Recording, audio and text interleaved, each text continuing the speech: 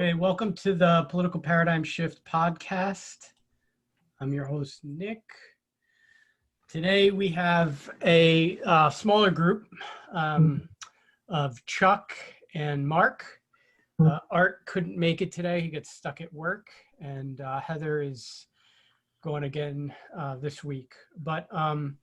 So I think our topic today, we're going to sort of do current events. I don't think we could really get away with talking about anything else except for the current big issue of Justice Ginsburg passing away and the just enormous impact that that's going to have on the election and just society and politics and the country in general.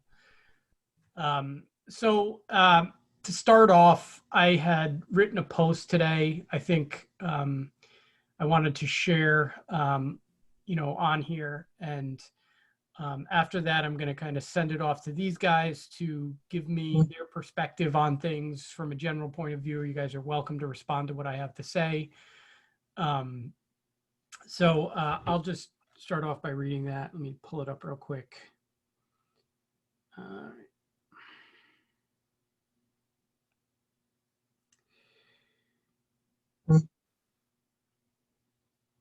Okay, so this is on Justice Ginsburg, and I said there's probably no one death in my lifetime as consequential as Justice Ginsburg. Her legacy will be her estimable dedication to her country, a remarkable woman who lived a truly extraordinary life. Then I say, well, what now?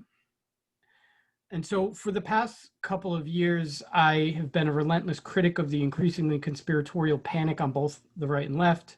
I repeatedly find myself having to sift through the various scandals to help and reshape the narrative from an emotional interpretation to a reasonable assessment. At least that's the way I see it. I cannot, however, in all good faith, understate the significance of this moment.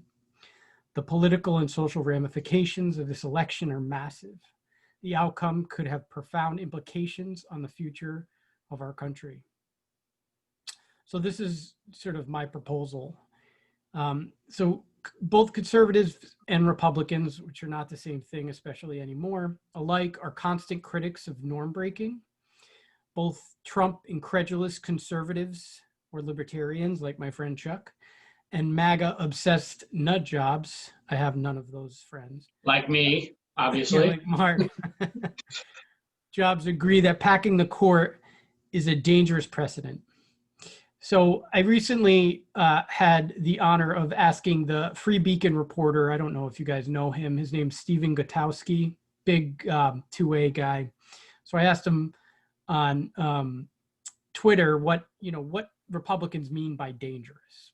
And so his response was, it makes the court completely pointless and wholly captured by the other two branches. It's no longer a check on their power if they can easily change it to suit their political positions. And so the problem with this argument is, to me, is that Congress has always had the power to change the composition of the court. Adding judges to the court might break a norm, but it certainly doesn't give Congress more power. It just exercises an existing power that hasn't been used for a long time. If his position is that it delegitimizes the court's power, then he would have to elaborate, because the court was empowered by the Constitution, and the Constitution allows Congress to change the court structure with the consent of the executive. As a result, there is nothing constitutionally wrong with adding seats to the Supreme Court, nor does it undermine the enumerated powers of the court. In fact, given the behavior of Republicans in the past 4 years, it seems like a proportional and fair response. The Republican decision to break a longstanding norm in refusing to hold hearings for Merrick Garland and then failing to follow their own precedent 4 years later is sufficient justification for adding seats. Therefore, the Democrats should add 2 seats to the Supreme Court. It's my conclusion. And all of that said, I don't think, and I've seen lots of this on Facebook, that the left especially needs to fall victim to fear, self-pity, or panic. I think that we need to rise to the moment. I think people need to stop with these hysterical posts and diatribes about revolution and violent revolt. I think it's ridiculous. And I just think it's counterproductive. So you guys want to take all of that in, and you can sort of give me your perspectives on things. And just to be clear, so I am sort of for court packing, although not to the extent that some people are. I add 2 people to the court. I am not for eliminating the filibuster. I'm not for making DC and Puerto Rico necessarily states, although I'd be open to that idea more than the filibuster idea. So just throwing that out there. So who wants to respond to that? Anybody? Well, Nick, I'll get you just to kind of polish up on your opinion here. You mentioned about the fact that you would support, in a couple of years, presumably, Democrats adding 2 members to the Supreme Court. What do you believe Republicans should do between now and November 3rd of 2020? Are you saying they should go ahead and nominate and vote to approve, or should they hold back? And if they hold back, would that encourage Democrats to forego the court packing idea should it be President Biden next year? I think that this is a difficult question. I think on the merits, like if what had happened in 2016 didn't happen, I would say yes, of course they should. That's what they should do. But I think they set their own precedent. Now, it's not a constitutional law, right? It's not written in the Constitution that they're not able to do it. But they did set their own precedent, and it was just 4 years ago, and it was a massive controversy. And there's like 10 senators on the record in TV, interviews and making speeches at various events saying how they wouldn't do it if this was, if the tides were turned. So yeah, I mean, I definitely think that prevented the Democrats from having even hearings for a justice. They didn't even give them an opportunity, right? Mm-hmm. And so yeah, I think to that extent, they should hold off. And I think the reason they should do it, with in addition to it being the right thing to do, being the fair thing to do, is because it's good for the country. And that them rushing this through is just going to create this huge divide that's already there, even bigger. And so you're saying if the Republicans hold off on nominating and voting to approve, then should Democrats, say 2 years from now, follow through with your suggestion on court packing, no. Or is that just a retaliatory move for what this would be? I don't like to think of it as a retaliatory move. Actually, somebody said that to me, like we should do this as revenge or punishment. I don't think that's how we should. I think that's the wrong perspective. I think for me, it's more about making it fair and a balance. I mean, look, if the rules of the game are gonna be whatever we can do at any given moment to put our guys on the Supreme Court and to prevent your guys from getting on the Supreme Court, and it puts us at a 6-3 disadvantage now, right? On the court in terms of 5-4 or 6-3, depending upon which side of the bed Roberts wakes up on each morning. Or even Gorsuch, because he surprised me a couple times. Yeah, he has, yeah. But yeah, and so I think from that perspective, I think it's more about, look, I mean, if you guys are going to change the rules of the game, then so are we. And like, then fair is fair. So like your norm, like what some of the arguments I'm hearing on Twitter from people that I typically really do like and respect, I'm not buying into, like, well, this is a different kind of norm. This is worse. Right. And it's like, what does that mean? Like if you're going to do that, and I understand, there's this argument that Democrats started with Harry Reid and the filibuster and with the federal judges. I get it. But I felt like that was sort of, that slate was wiped clean when they did it with the Supreme Court judges. And now it's sort of they're going the extra mile with this. It's like, how much further are we going to go with this? And we just need to, like, in an ideal world, and I've been thinking about this a lot, what I would say is pack the court. Like, let's assume that the Republicans follow through with this, pack the court, 2 more justices, then return everything back to normal. Like, if I could have it the way I'd want it, I'd say put all the federal judges back to 60 votes, just like they were before Harry Reid changed it. It was at 60, right? Before. Yeah. And same thing with Supreme Court, you know, and make the process, slow the process down again, make it more democratic. And I think that from a representative democracy point of view, that's a better system, in my opinion. Well, I'll tell you, it sounds like, I mean, yeah, we can, it's like the old adage of, you know, faction A versus faction B, they escalate, then they escalate, then they escalate, and whatever. At some point, in order for this escalation to ever stop, somebody's going to have to offer an olive branch. And I'm not seeing any side that is interested in doing that right now. Certainly the Republicans are not in a position, again, at this moment to offer it.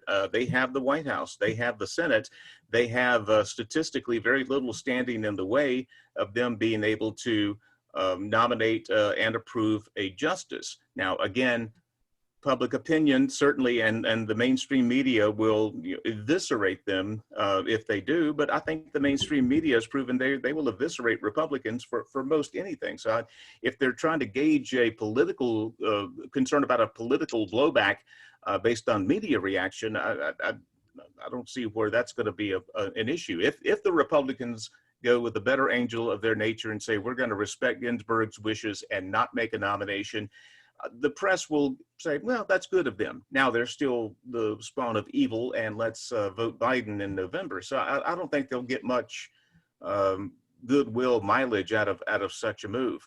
Quite frankly, both parties, but I think Democrats in particular, have turned Supreme Court nominations into the bloodiest of blood sports over the past generation. And yes, we have, as a people, given the Supreme Court a lot more authority than they were originally designed to have. A lot of the great political / social decisions of the past two generations have been made before the Supreme Court. It used to be that such fundamental changes, civil rights laws of the 1960s, rested in the hands of Congress, where I believe the founders wanted most of these things to be settled. They would rather have 535 people debating it than 9 people debating it. And since then, Roe v. Wade, name any, Heller decision, the gay marriage, the Healthcare Act, and so many other fundamental questions have been settled by the Supreme Court. And it's part of this, we've talked about this in other podcasts. Congress has done a terrible job of abdicating a lot of their responsibilities, turning that over to the executive branch, and the executive branch gleefully taking this authority with federal agencies acting like setting basically laws, their own laws to enforce even. So a part of that has been an abdication of some of that power going over to the Supreme Court. Suffice to say, this is big. This is big. The Heller decision was a 5-4 ruling. To me and to many others, it is just a basic statement that you have an individual right to own a firearm. If that is not true, then the Second Amendment is absolutely meaningless. So if you ask me that legal question, I'll tell you that the answer is obvious. We were one goddamn vote away from losing that. One. Yes, this is important. This is absolutely crucial. And I hate that so many fundamental, crucial decisions in our nation's fabric come down to one judge, to one jurist. I hate that, but it has. Don't you blame Congress for that, though? Yes. Oh yeah. I've already indicted Congress big time on abdicating their responsibility, and in some cases writing good law. A lot of what we've seen the Supreme Court do is go back in and polish up terrible law, ambiguous law that has been passed by Congress. And yeah, Congress has really dropped the ball in that regard. It's hard to see, other than approving judges and very infrequently cabinet level positions. What has Congress done this year? Nothing. Yeah. They're useless. It's administrative law, as run by the executive branch, and it's judicial oversight, mostly at the highest level, because every single decision is going to march up the ladder. Sure. There's a decision, it overturns something, you just hit the stopwatch, and it's eventually going to end up with the Supremes, and and it's going to get Well, how many, sent back or not. And how many times, yeah, you're right, Mark. How many times have we assuaged ourselves with that fact that if something bad passed Congress, oh, we'll get them in the Supreme Court? Well, yeah, they're our safety net, right? And yeah, they should really be a very, very distant safety net. exactly. And instead, they're a very immediate, hey, we need an answer in a couple of months safety net. Right. And it's really changed that institution. And Congress, honestly, is nothing more than judge approval. What else have they done? Yeah. Nothing. No budgets, right? Oh, no no oversight. Resolutions, yeah. Yeah. They did, apparently I heard they did some kind of impeachment last year or something. But what's the real effect of that? Nothing. Maybe surprisingly, I take a fairly conservative approach to changing things like the number of Supreme Court justices or, the way in which they interact. I understand completely the argument for it, right? Because clearly the Republicans broke tradition by not allowing Obama to at least get a hearing on Merrick Garland, right? I mean, that was outrageous. And the very same Republicans who said, quote me in a year and tell me that no lame duck president should be able to, push a nomination through. Graham is riding that horse, right? He's all about it. I'm going to ram this thing through. And honestly, he was probably one of the few Republican congressmen who early on I had some hope for in terms of credibility and integrity. And he has shown not only does he have none, but probably his past behavior in terms of befriending McCain and, seeming kind of semi-bipartisan was probably a sham, right? And it makes it so much worse. Yeah. Honestly, I would love to someday get stuck in an elevator with Lindsey Graham. not to engage in fisticuffs, as exciting as that might be, but just to say, dude, what happened to you? How did you sink so low that you were a senator of great standing, and now your basic job is to cuff Trump's balls whenever he needs it? That's politically accurate. What makes it even worse, I totally feel you on that, is if you watch some of the things that he said in the past years, he just says them with so much intensity and sincerity. He's just emotional, and he's like, and it's just, he's just a complete fraud, right? He absolutely is. He's like the worst piece of shit coward. It's amazing that I've ever seen. This is the response he gets from Democrats and Republicans. Yeah. I mean, it takes a gift to be that despised by both parties. I hate it. Yeah. I think he has zero chance of losing, but God, if there was a God, and if I actually believed in anything, I pray that Lindsey Graham gets replaced come November. I mean, to be honest with you, the race is pretty close, but it's closer than a lot of people thought. But I don't think it's going to be close enough. No, I think he's going to lose. Guys, I'll say this. One of the things we're talking about, and it's obviously an important issue, should the Republicans do this? Just a couple of things. And this is, I'm just repeating what some of the Republican senators are saying now.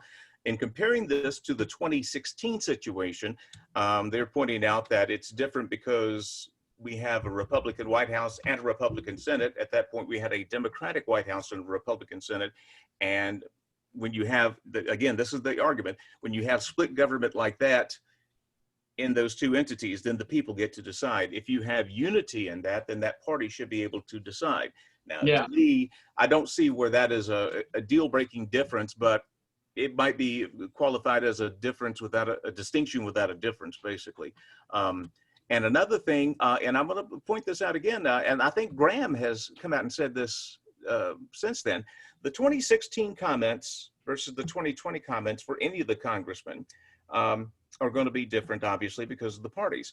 One thing that happened in between 2016 and 2020 was the Kavanaugh confirmation. And I think the Democrats showed during that the extent to which they will fight for these seats. They abundantly demonstrated the importance that these hearings have, that these seats have. And I don't like to engage in hyperbole, but that was a low point in U.S. political history. I don't care. There was zero corroborating evidence, none.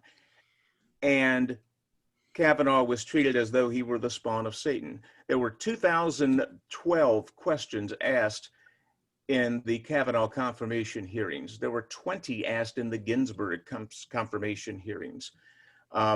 Just as an example, yes, Ruth Ginsburg did not have any controversy, obviously, but the lengths to which the Democrats went to 2 years ago, not only to try to vote down the nomination, but to absolutely slime someone in the process, turned a lot of people's stomachs. And but I don't think they should be rewarded for that. And my God, if that changed the minds of a couple of Republicans, then so be it. I think that it would be perfectly understandable if that were part of the continued fallout from that, quite frankly, deplorable behavior on their part. But it's hard to say the word slimy and Kavanaugh and not think about how he auditioned for that job. Mm-hmm. Right? I mean, he issued opinions from the bench, apparently, at least to my perspective, designed to draw the attention of the president and to signal his willingness to do his will on the Supreme Court. I don't think Brett Kavanaugh, I don't know whether he, dropped his trousers in college or not. God knows I probably did, once or 7 times. But that I think that person deserved at least a hearing. But regardless of whether that's true or not, he shamelessly, in my opinion, advertised himself for that job. Mm-hmm. And he basically said, "I'm your boy."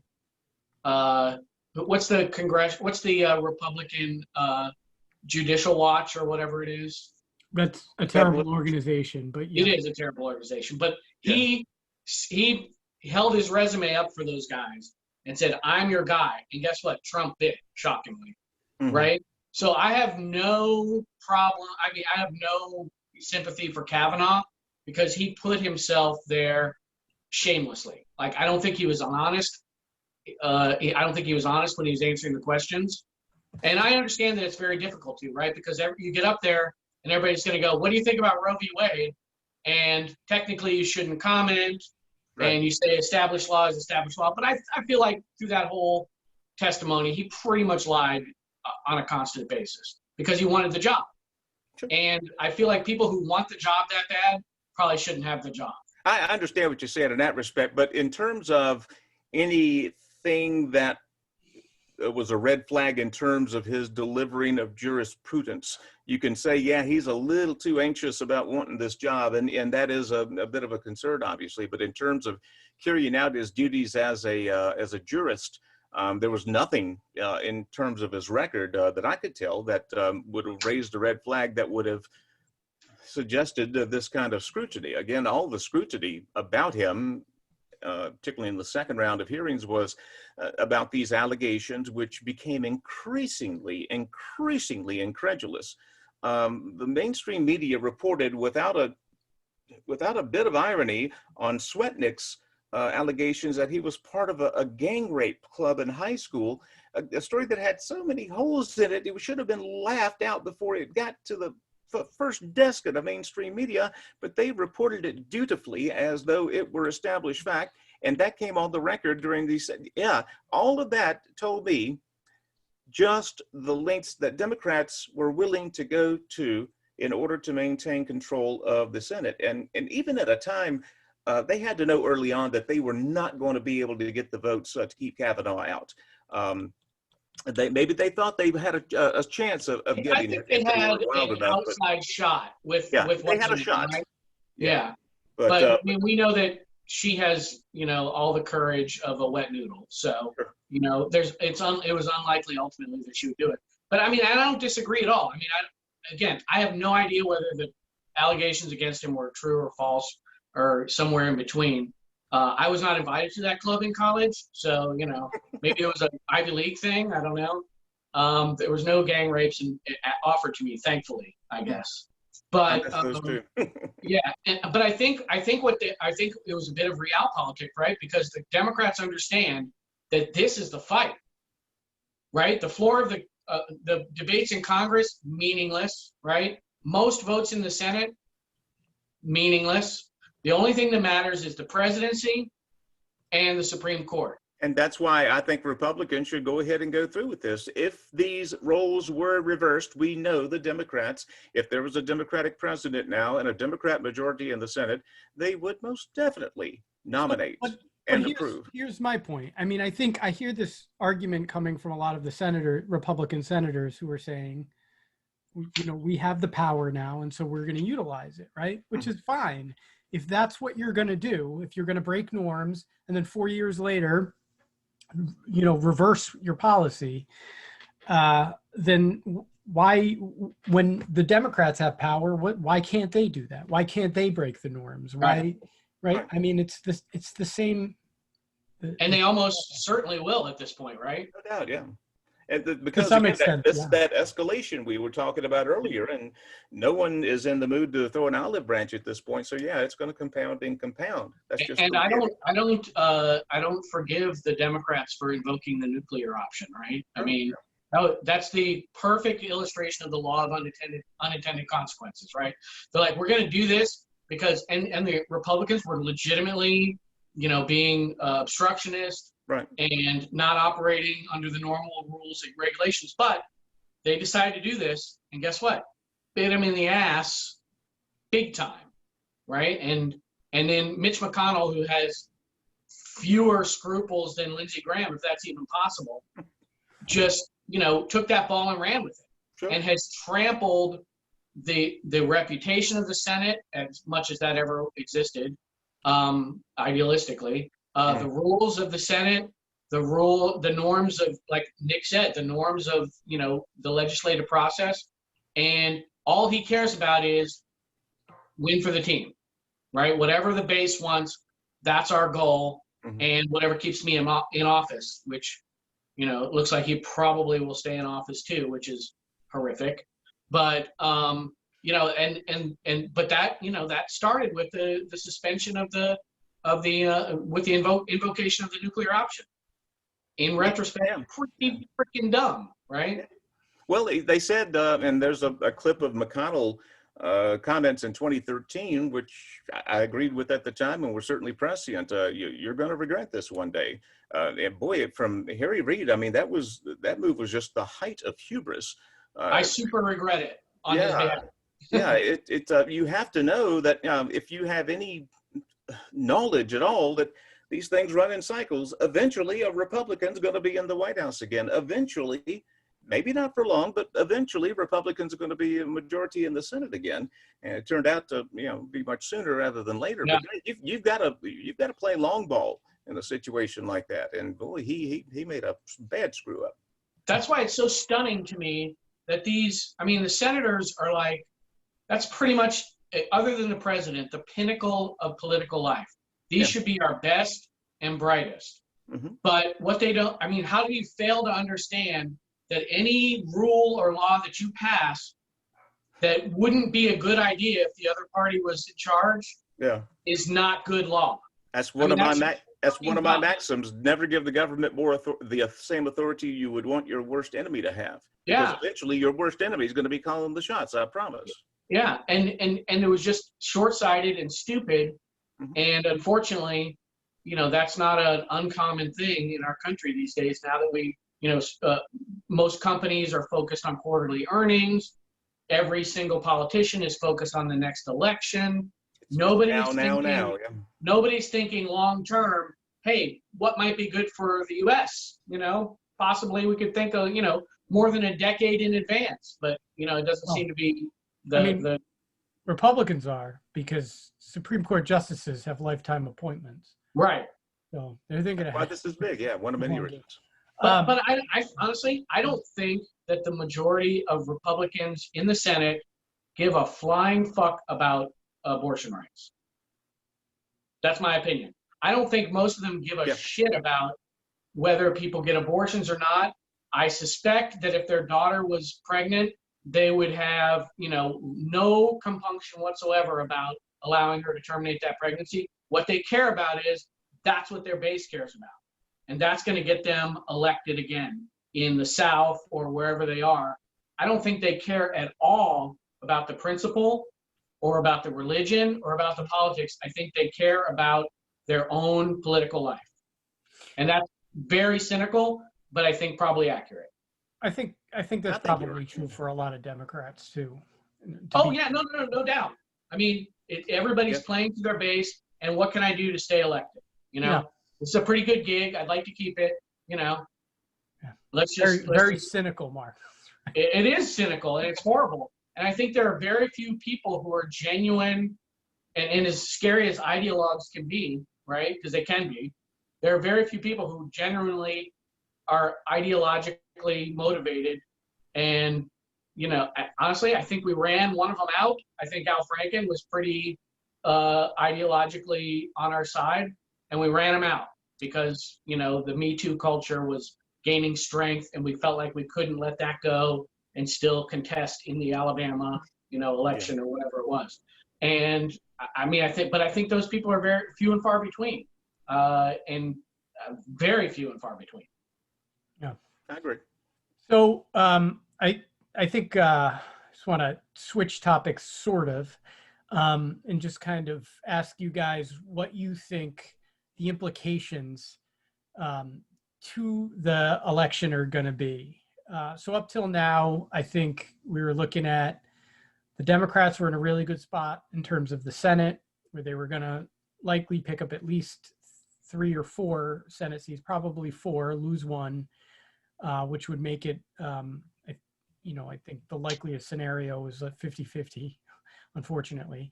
And then Biden was looking really good with like a 7 or 8 point lead nationally, and then winning in most of the swing states, in some of them with a pretty commanding lead, like Wisconsin and Minnesota. Yeah. So there's some speculation out there about whether this is gonna help the Democrats, this is gonna help the Republicans. So just to throw this out there, a poll did come out from Reuters Ipsos today. It said 62%, including half of Republicans, support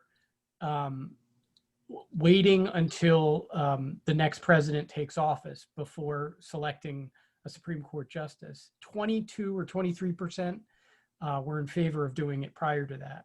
That is not what I expected. No. I don't know if other polls are going to show a similar. I don't know if it was the way they asked the question or anything like that. It's only one poll, so I don't want to go too far with it. But I think that's kind of a big deal. And that says something for sure. I guess we'll have to wait and see what that says specifically. But I do think in a way this could be advantageous for Trump because it sort of switches the conversation.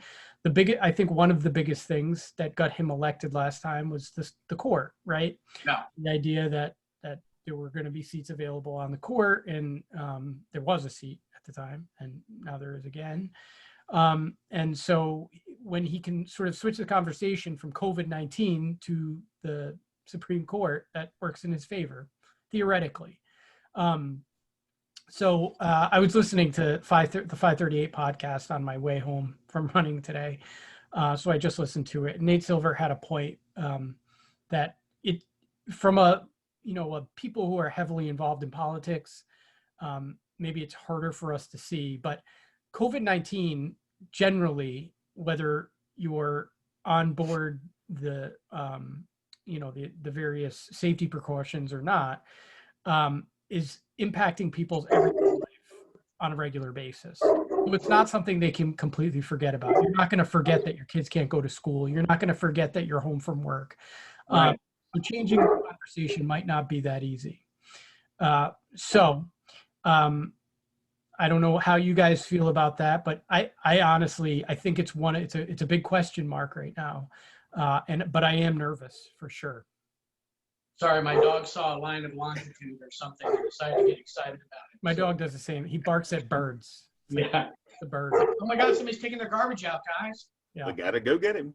Now, Yeah. I'll say this. The first thing I thought about when Ruth Bader Ginsburg's death was announced Friday night is, number one, the immediate mobilization on both sides to try to, to stake territory. But, one thing that has struck me during this campaign is a lot of the far left voters, the so-called Bernie bros and others, who are very disenchanted with having another centrist Democrat to vote for president. Quite a few have said, now whether this is accurate or not, they would not vote for him. And I can only imagine how big a role that might have played for Hillary in 2016.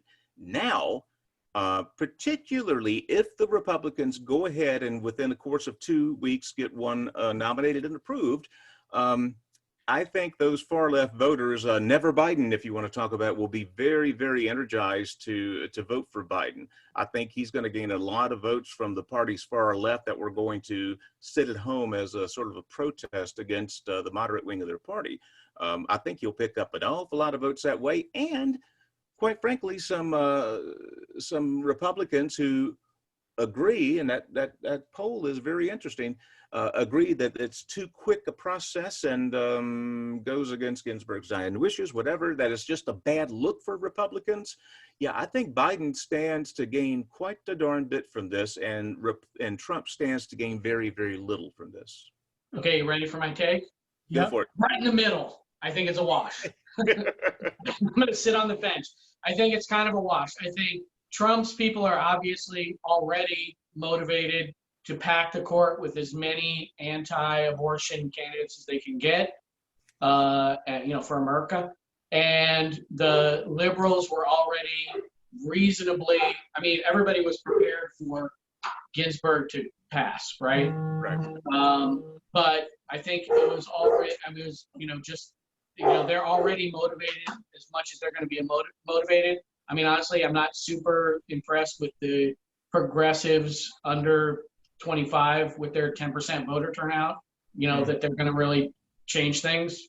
But I think it's probably a wash. I think there's going to be a lot of Sturm and Drang, for the next, few weeks. But I think ultimately it's going to be a wash and people are going to vote the way they're going to vote. Maybe it'll change turnout a bit. But, it depends on how the campaigns play it too, right?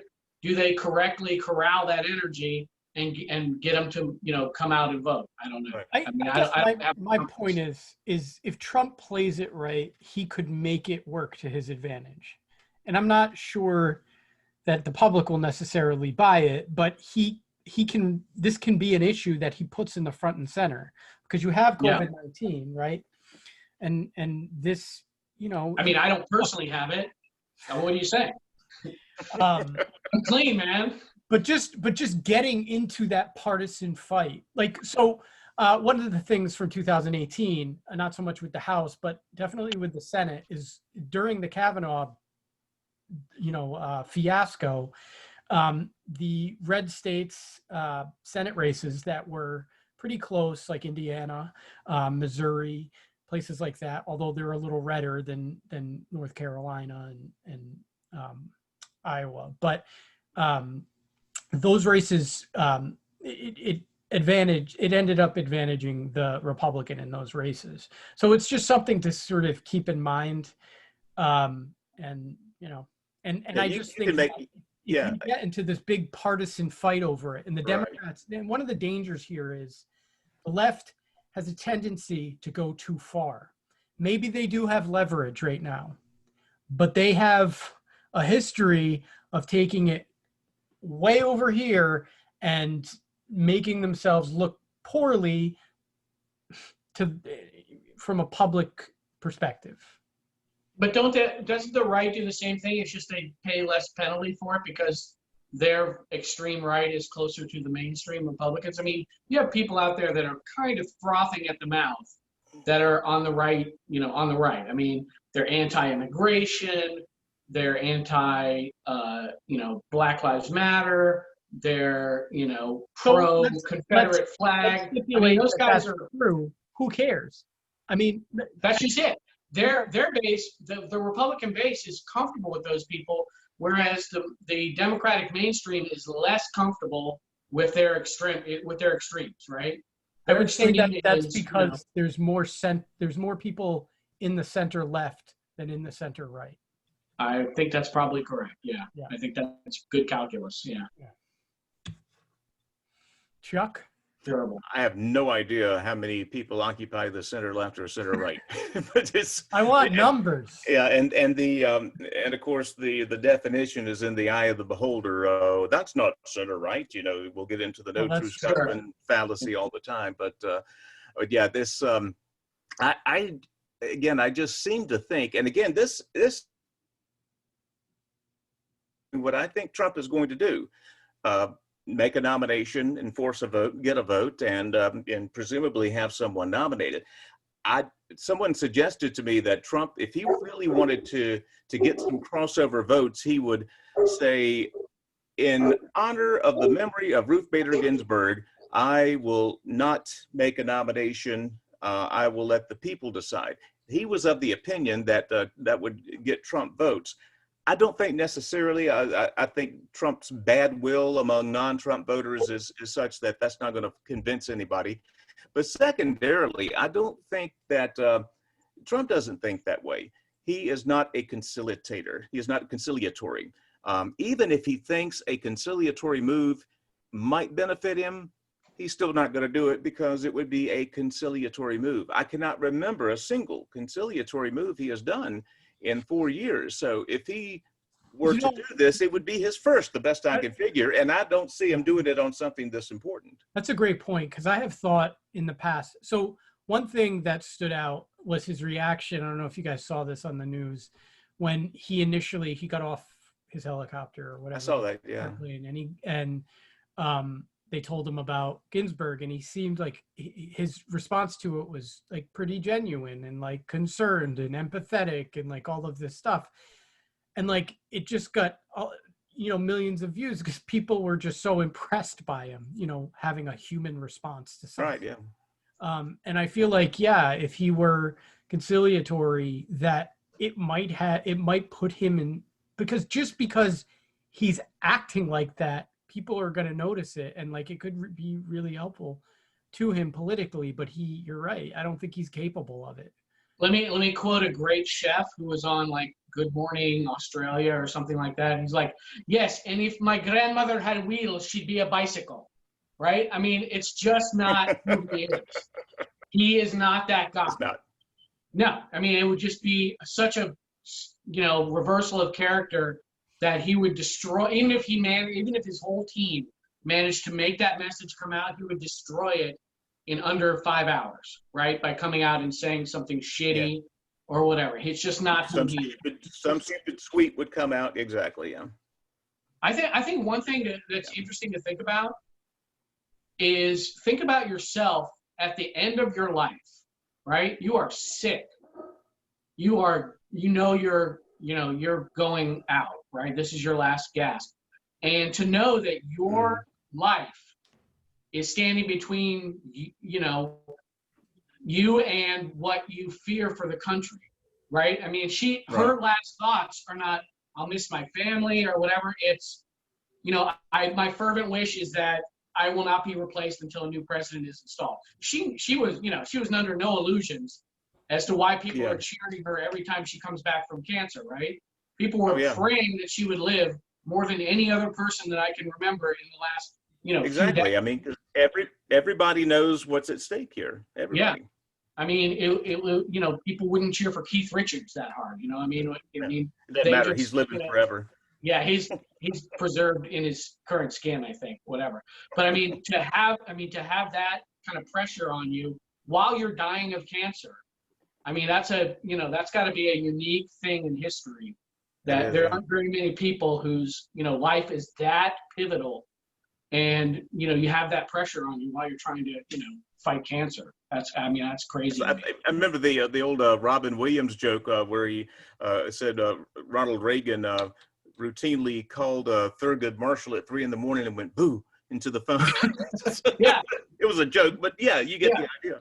Yeah, exactly, because it's that pivotal, right? I mean, that's a stone on which the fulcrum moves, and she's a pretty major pivot point Yeah. And she was not confused about that. And I think, of most of the justices, she had more of a, crusader attitude, Mhm. which is good and bad, right? I mean, Sure. Yeah, I don't so- want judges to be crusaders, but right. she was a crusader who knew the law. Yeah, and if you're going to pick a crusade, women's rights not the worst one to pick. Yeah, well, obviously. Ladies, um, but yeah, just to have that kind of pressure on you, like, please don't die until November. I mean, that's insane. But I mean, That is odd. here we are. Yeah, she But had yeah, again, the beautifully reason added- this is so damned important is because we, the people, and they, the Congress, have put an inordinate amount of power into the hands of Supreme Court over the past several generations. If the Supreme Court had its, what I feel, proper amount of authority, this would be big, but not life-threatening big, or big enough to change the culture of America, which it potentially could. Chuck, Yeah, and this would be a time when it would be helpful to be a historian, which I'm really not. I'm more of a shoot from the lip kind of guy. So, I mean, maybe somebody can enlighten me. When has the Supreme Court been this important? Never. The only series of significant decisions in the 19th century, Marbury versus Madison, establishing judicial review, was the early 19th century. The Dred Scott decision, of course, upon which slavery was supported. But other than that, the Supreme Court in the 19th century in particular was mostly a perfunctory panel that approved a lot of what they looked at were some international trade agreements that Congress had some issues with. In the 20th century, we talk about court packing. FDR did the most infamous court packing in the 1930s. And as such, again, because he packed it so efficiently with his guys, for years the Supreme Court was seen as just another organ of the executive branch, because FDR served for 4 terms. And in its own odd way became inconsequential because no Republican wanted anything to do with the Supreme Court, because that was FDR's court. But yeah, ever since then, 1960s on, the Supreme Court and that arc from 1960s to 2020 has gone upward sharply since then, to the point now where it is extremely important who controls the Supreme Court. Do you guys follow, I don't know, you're probably more likely to, but Ben Sasse, the senator from Nebraska? Yes. Mm-hmm. No.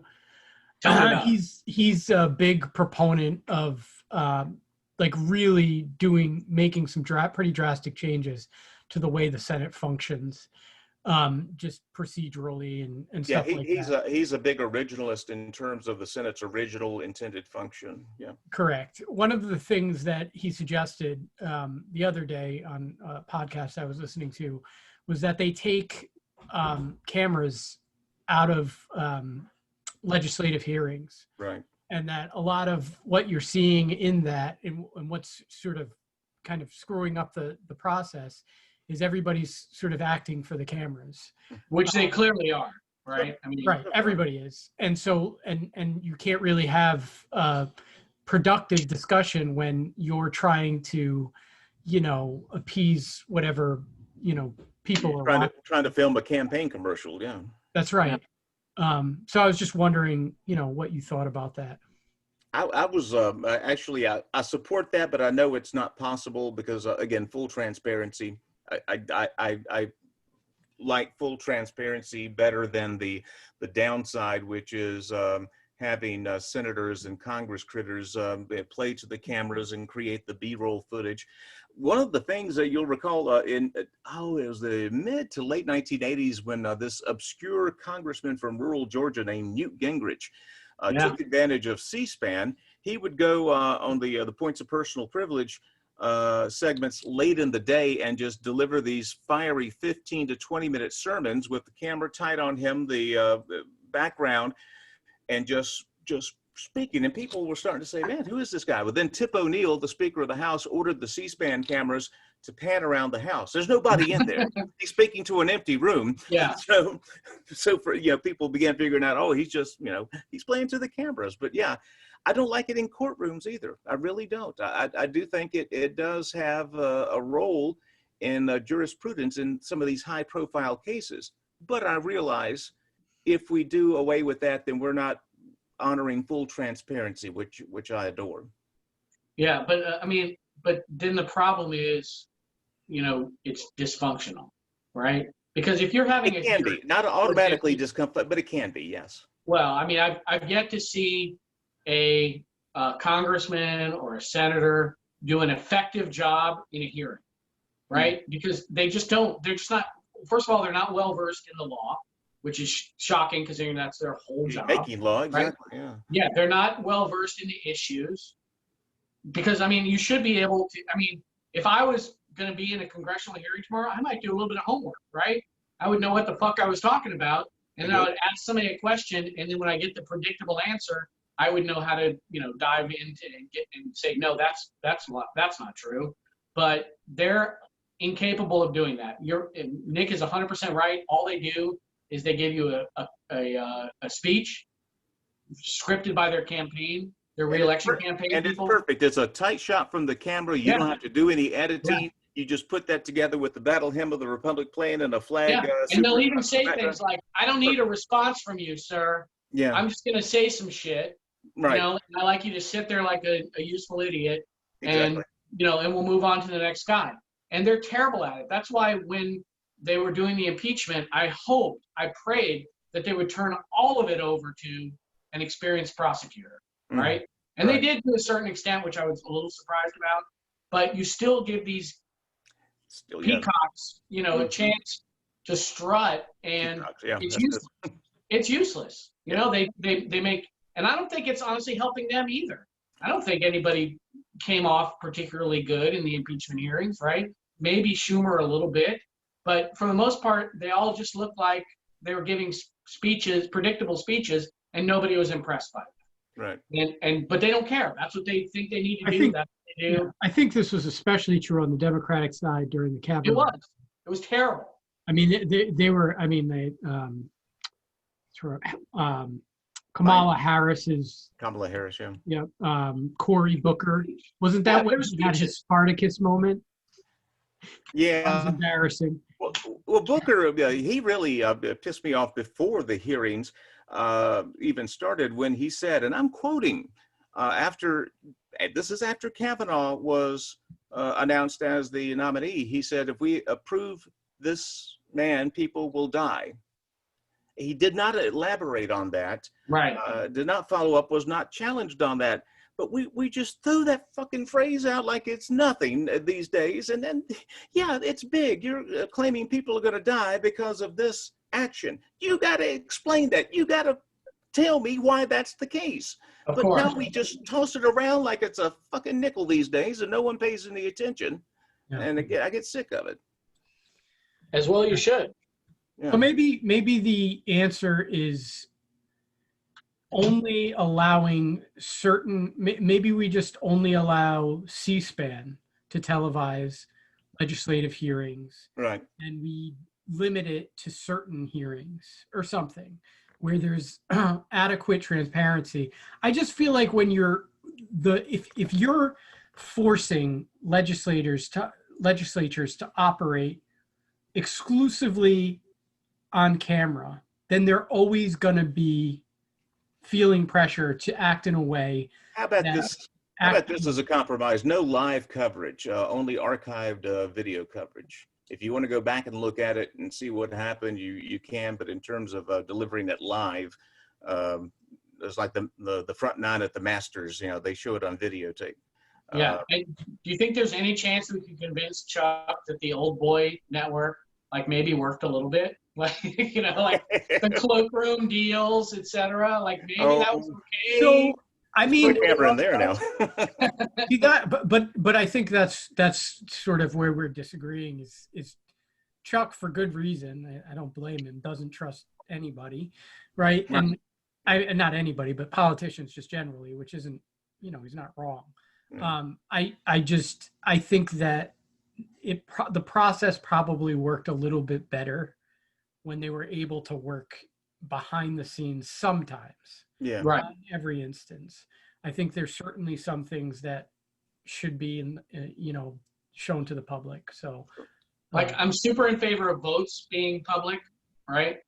yeah, I mean, the voting process. Sure. I guess final arguments, right? I guess maybe, for or against a bill, or the reading of the bill would be interesting.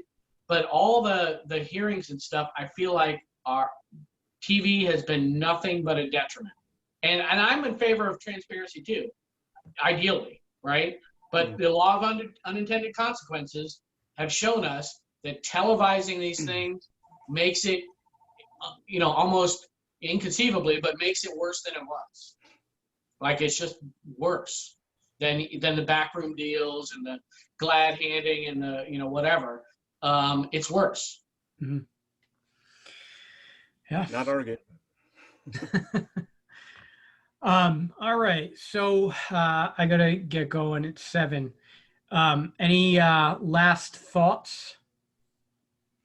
I'll just say buckle up and get ready for a wild ride. We've got 5 weeks, 6 weeks before D-Day here, and I'm just hoping come November 4th that we know who won. I think the worst possible thing that can happen, and it's being suggested more and more now, that we will not know the winner when we go to bed November 3rd. If you drag this out for 3 or 4 days, which is the way some of them are suggesting, I don't think we can last that long. The problem is, I don't think that's like, an exceptional situation. I think that's a likely scenario. Right. Which is horrible. Yeah. Yeah, it's awful. I just hope we can survive it. I'm not sure. I'm not sure. Yeah. Well, on that note. Yeah. Hang on. The clanging chimes of doom. That's right. All right. All right, guys. Gentlemen, have a good evening. You too, buddy. Thanks, Mark. All right.